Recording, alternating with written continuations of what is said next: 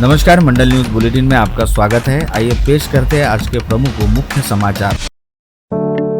महाराष्ट्र विधानमंडल के बजट सत्र में वर्ष 2025-26 की अनुपूरक मांगों पर चर्चा के दौरान विधान परिषद सदस्य संजय खोड़के ने अमरावती शहर और जिले के विकास से जुड़े विभिन्न महत्वपूर्ण मुद्दों को सदन में जोरदार तरीके से उठाया। उन्होंने शहर विकास, गृह, स्वास्थ्य, चिकित्सा, शिक्षा, कृषि तथा नियोजन विभाग से संबंधित जन सुविधाओं के प्रस्तावों को लेकर तत्काल मंजूरी देने की मांग की। चर्चा के दौरान विधायक खोड़के ने कहा कि अमरावती महानगर पालिका की नई प्रशासनिक भवन परियोजना तथा अंबादेवी विकास आराखड़ा का प्रस्ताव शासन को भेजा जा चुका है। शहर के समग्र विकास को ध्यान में रखते हुए इन दोनों महत्वपूर्ण परियोजनाओं को शीघ्र मंजूरी प्रदान की जानी चाहिए।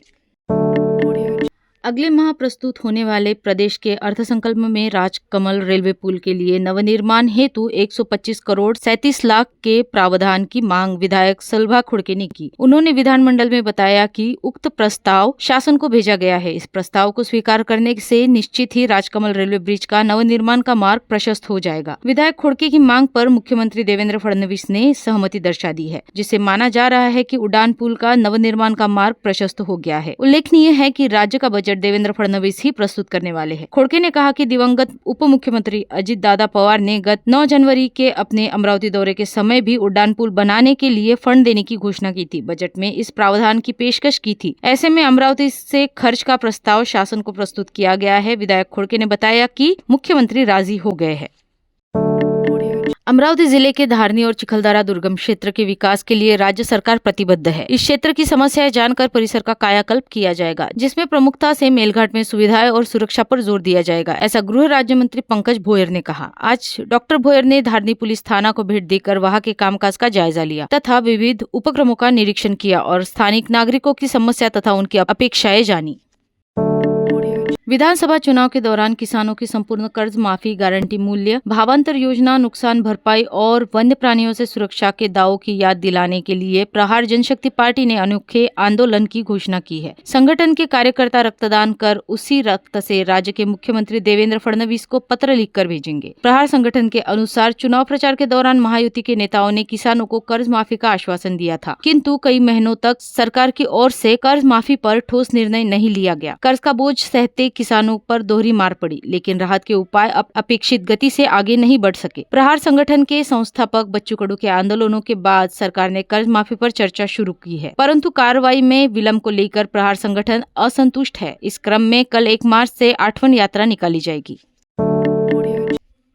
अमरावती महानगर पालिका में स्वीकृत पार्षद चुने गए दैनिक अमरावती मंडल के संपादक अनिल अग्रवाल का बीती रात स्थानिक पैराडाइज कॉलोनी में एडवोकेट शेख सुल्तान फ्रेंड्स ग्रुप की ओर से भव्य नागरिक सत्कार किया गया। पूर्व डीवाईएसपी एडवोकेट शेख सुल्तान के निवास पर आयोजित इस सत्कार समारोह में पैराडाइज कॉलोनी परिसर वासियों सहित क्षेत्र के विभिन्न पार्टियों से वास्ता रखने वाले पदाधिकारी, समाज सेवी व सम्मानित लोग उपस्थित थे, जिन्होंने बड़े जोशो फरोश के साथ संपादक अनिल अग्रवाल का मनपा में स्वीकृत पार्षद बनने पर अभिनंदन करते हुए सत्कार किया। साथ ही उम्मीद जताई कि मनपा के सदन में स्वीकृत पार्षद के तौर पर संपादक अनिल अग्रवाल की मौजूदगी से शहर के विकास कामों को रफ्तार मिलेगी। वहीं अपने सत्कार का प्रत्युत्तर देते हुए पार्षद अनिल अग्रवाल ने शहर में कांग्रेस पार्टी को मजबूत करने एवं मनपा क्षेत्र अंतर्गत सभी रिहायशी इलाकों के विकास कामों की ओर ध्यान देने की बात कही।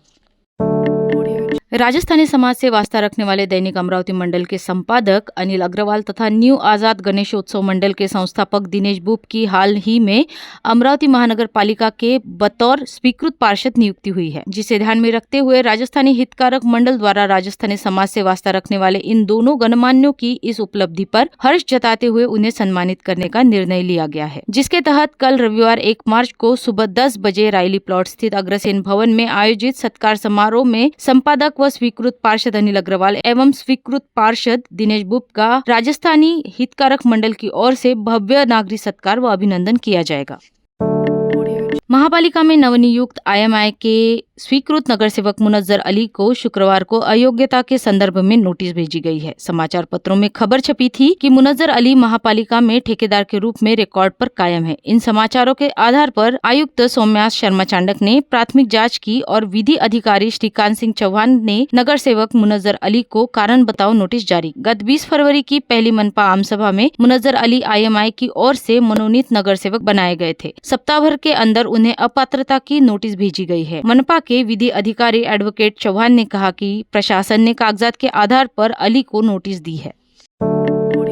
अमरावती शहर को साफ सुथरा व हरा भरा बनाने हेतु स्वच्छ भारत मिशन अभियान पर प्रभावी अमल करने के साथ ही मनपा शालाओं में शिक्षा के स्तर को सुधारने तथा शहर में तेजी से घट रहे भूगर्भीय जल स्तर को ऊंचा उठाने हेतु किए जाने वाले उपायों पर अमल करने की ओर आगामी 5 वर्षों के दौरान पहली प्राथमिकता के साथ ध्यान दिया जाएगा, ताकि आने वाले समय में इसके सार्थक नतीजे दिखाई दे। इस आशय का प्रतिपादन मनपा के स्वीकृत पार्षद भोजराज काड़े द्वारा किया गया है।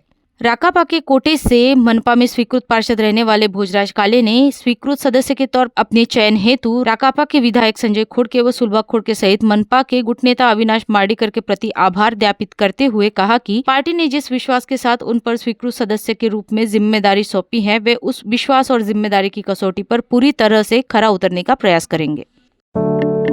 शिवसेना ने तिथि के अनुसार छत्रपति शिवाजी महाराज की जयंती मनाते हुए आगामी 6 मार्च को बुधवारा से भव्य दिव्य शोभा यात्रा निकालने का ऐलान किया है, जिसमें 20 सजीव झांकियों के साथ ऊंट, घोड़े और दिंडिया रहेगी। शोभा यात्रा में सभी शिव प्रेमियों से उल्लास उमंग के साथ सहभागी होने एवं शिवराय का गगनभेदी जयघोष करने का आह्वान जिला शिवसेना प्रमुख संतोष बद्रे ने आज दोपहर प्रेस परिषद में किया। इस समय शहर प्रमुख अजय महल्ले, युवा सेना प्रमुख राम पाटिल, कामगार सेना के वेदांत तालन भी उपस्थित थे।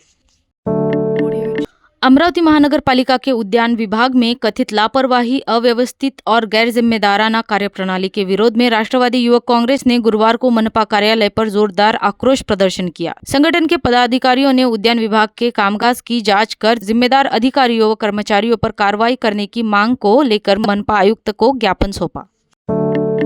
अमरावती शहर में फर्जी और झूठे दस्तावेज प्रस्तुत कर जन्म प्रमाण पत्र प्राप्त करने वाले 1016 लोगों के खिलाफ धोखाधड़ी के मामले दर्ज किए गए हैं। भाजपा नेता किरीट सोमैया द्वारा इस घोटाले का खुलासा किए जाने के बाद उनके महापालिका में बैठक लेने को लेकर राजनीतिक माहौल गर्मा गया है। इस पर भाजपा के प्रवक्ता शिवराय कुलकर्णी ने विपक्षी दलों पर जोरदार टिप्पणी की है। उन्होंने खुली चुनौती देते हुए कहा कि कांग्रेस, राष्ट्रवादी कांग्रेस, शरद पवार गुट और शिवसेना उद्धव ठाकरे गुट इन घोटाले के आरोपियों को क्या बचा रहे हैं। जिन्हें आरोपियों के प्रति इतना लगाव है, वे सूचना के अधिकार के तहत आवेदन कर 1016 लोगों के दस्तावेजों की जांच करें।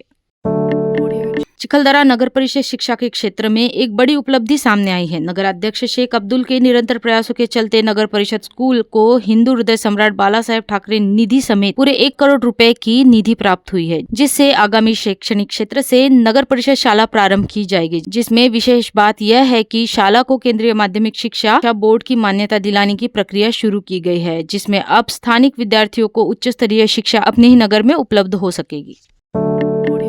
बिल्डर और भू विकासों को सबसे बड़े संगठन क्रेडाई की अमरावती शाखा के अध्यक्ष राजन पाटिल और पदाधिकारियों ने नवनिर्वाचित महापौर चंदन तेजवानी, उप महापौर सचिन भिंडे, नेता प्रतिपक्ष विलास इंगोले और भाजपा प्रदेश उपाध्यक्ष बनाए गए पूर्व मंत्री प्रवीण पोटे पाटिल का अभिनंदन सत्कार किया गया। इस समय राम महाजन, कमल मालवीय, अनिल विखे, नरेंद्र किंगरानी, पप्पी ढवले, जयंत खत्री आदि उपस्थित थे।